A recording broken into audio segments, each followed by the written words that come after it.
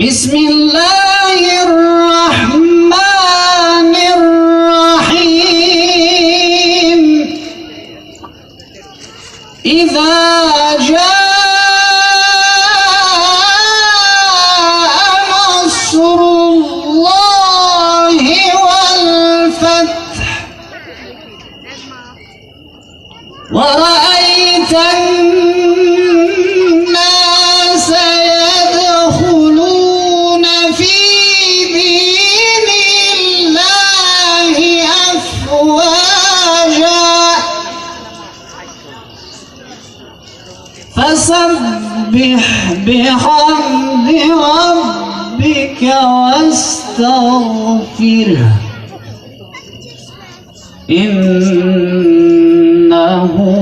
كان توابا.